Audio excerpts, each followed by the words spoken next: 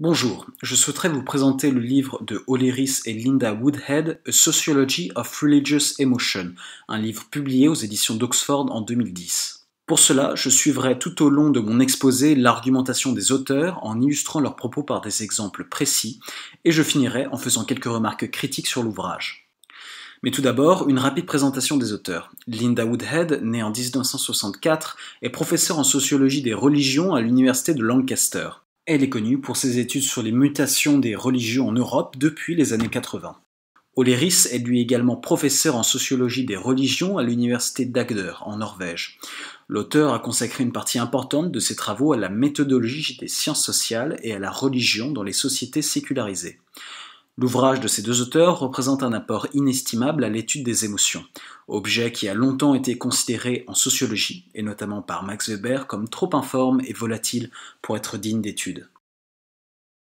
Dans la première partie de l'ouvrage, les auteurs tentent de définir l'émotion dans un cadre relationnel et dialectique afin de poser les bases d'une sociologie des émotions. Mais pour cela, il s'agit d'abord d'écarter la vieille dichotomie issue des Lumières entre émotion et raison. Les émotions ne sont pas des manifestations biologiques pulsionnelles, et contrairement à ce qu'affirme Blaise Pascal, le cœur a ses raisons que la raison peut tout à fait comprendre.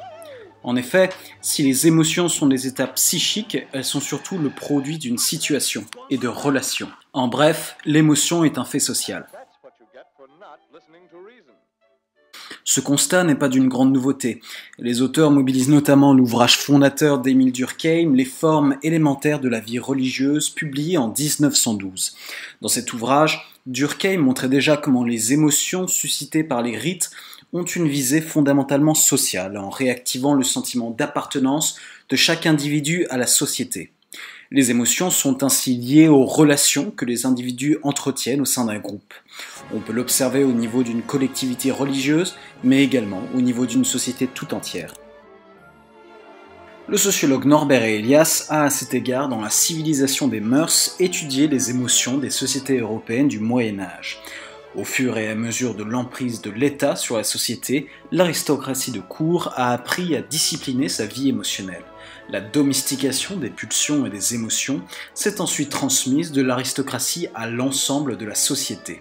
En utilisant cet exemple, les auteurs nous rappellent que les émotions émergent dans le cadre d'une socialisation, de la même manière que l'on transmet par la culture des valeurs, des normes et des rôles qui régissent la vie sociale, l'expression des émotions est socialement construite par la culture. Pour les auteurs, pour comprendre les émotions religieuses, il faut également prendre en compte les symboles, les artefacts, les mythes, les mémoires, les paysages et le cadre matériel des rites religieux ont une importance centrale dans l'appréhension des émotions. Les symboles sont d'autant plus importants dans l'étude des émotions religieuses que les rites et pratiques religieuses mobilisent généralement des sites, des objets ou des images sacrées. Durkheim n'a pas non plus fait l'impasse sur les symboles.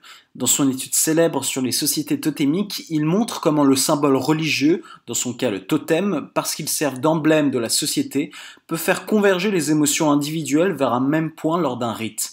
De manière plus générale, les religions ne peuvent se passer de symboles pour faire naître des émotions.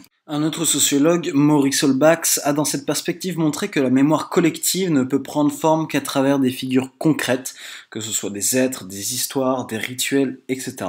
On comprend qu'une religion peut difficilement se montrer efficace sans être incarnée par des symboles. Cependant, qui dit symbole religieux dit consécration. Tout symbole religieux est une convention sociale établie par des individus qui sont susceptibles de redéfinir à tout moment leur sens et leurs valeurs, et par conséquent les émotions qu'ils suscitent.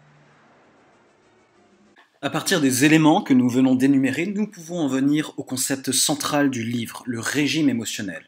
Le régime émotionnel lie dans un même modèle les aspects personnels, collectifs et symboliques de l'émotion. Il s'agit en gros de la capacité de toute société ou de groupe d'établir de manière explicite ou informelle l'échelle des émotions consacrées. De manière plus parlante, les auteurs utilisent la métaphore de la gamme musicale. Certains régimes valorisent certains types de notes qui donnent des mélodies excitantes, joyeuses, tandis que d'autres privilégient des airs plus monocordes et la discipline des comportements. Dans tous les cas, chaque religion a sa propre musique en dehors de laquelle les notes émotionnelles sont considérées discordantes. Les religions ont alors divers moyens pour établir l'harmonie. Elles peuvent le faire de manière coercitive, par une sanction explicite, ou de manière plus subtile, par exemple par la désapprobation générale.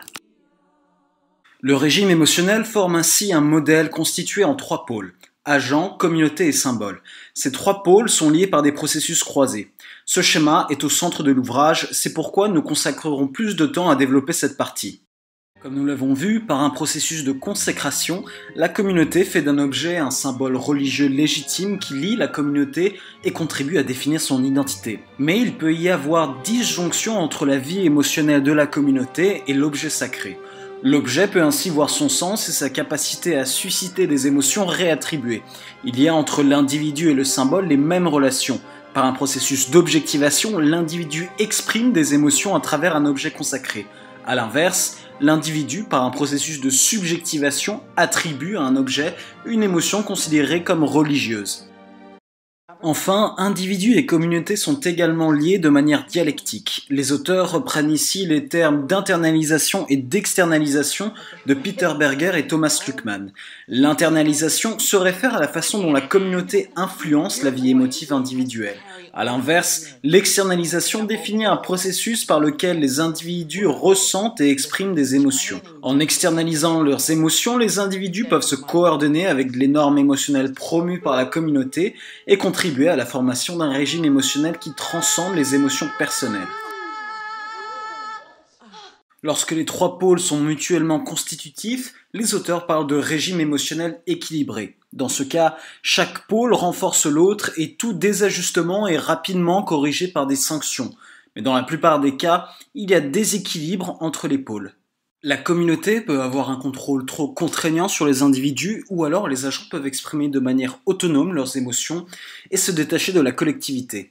L'apparition de sorcières, de possédés ou d'hérétiques à l'intérieur d'une religion traduit souvent une disjonction entre la vie émotionnelle d'une minorité et celle plus large de la communauté religieuse. De même, de l'agent ou de la communauté vers le symbole, il peut y avoir une surobjectivation du symbole religieux. Le symbole devient incapable d'avoir une résonance émotionnelle. L'objet n'est plus qu'un objet, il devient kitsch ou est dénoncé pour iconoclasme. A l'inverse, un symbole religieux peut avoir une résonance émotionnelle si forte qu'il devient fétiche. Le symbole fait ainsi l'objet d'un culte émotionnel considéré comme exagéré en dehors de tout contrôle humain. Les grandes réformes chrétiennes sont de bons exemples pour comprendre ces notions. La réforme protestante du XVIe siècle s'est notamment fondée sur une critique de la fétichisation des symboles religieux et de la trop forte intervention de la hiérarchie ecclésiale catholique dans la vie spirituelle des croyants.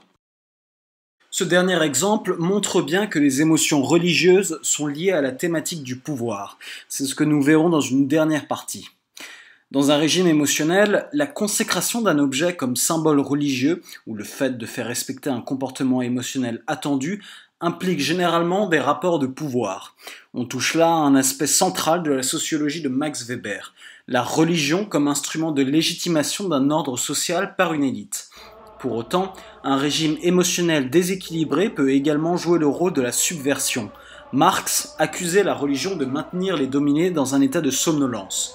Le concept de charisme de Weber montre au contraire que la religion peut inspirer une motivation à l'action. En formant des liens affectifs forts autour d'un leader, les membres d'un groupe religieux osent remettre en cause la tradition et les habitudes. La portée subversive de la religion est d'autant plus forte quand elle se conjugue à d'autres régimes émotionnels. L'émotion religieuse peut appuyer un mouvement politique contestataire, comme l'attestent de nombreux exemples de Malcolm X à Martin Luther King en passant par Gandhi. L'œuvre d'Oleris et Linda Woodhead est comme on l'a vu ambitieuse. Les auteurs proposent au sociologue ou à l'anthropologue un modèle systémique de l'émotion religieuse dans lequel agents, collectivités et symboles interagissent de manière dialectique. On peut toutefois émettre quelques critiques. D'abord, la notion d'équilibre du régime émotionnel pose question. À partir de quand le chercheur peut-il estimer que les trois pôles du régime s'auto-entretiennent ? Toute idée d'équilibre semble autant impliquer la subjectivité des enquêtés que du chercheur. De même, une telle notion n'érige-t-elle pas l'équilibre en normes ? Ensuite, privilégier les symboles et la communauté peut conduire à négliger d'autres aspects importants de l'émotion, comme le rapport à l'institution. On peut citer par exemple les travaux de Yannick Fers sur l'émotion dans le pentecôtisme.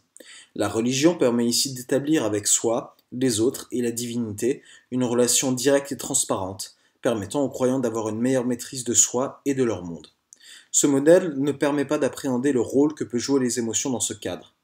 Enfin, on peut reprocher à l'œuvre de ne pas avoir assez mis en avant l'émotion comme processus de socialisation, ce qui était pourtant au programme de l'ouvrage. Si on a vu comment l'émotion peut être abordée de manière relationnelle, on ne sait pas comment les individus l'incorporent. J'en ai donc terminé, j'espère que la vidéo vous a plu et je vous souhaite une bonne correction.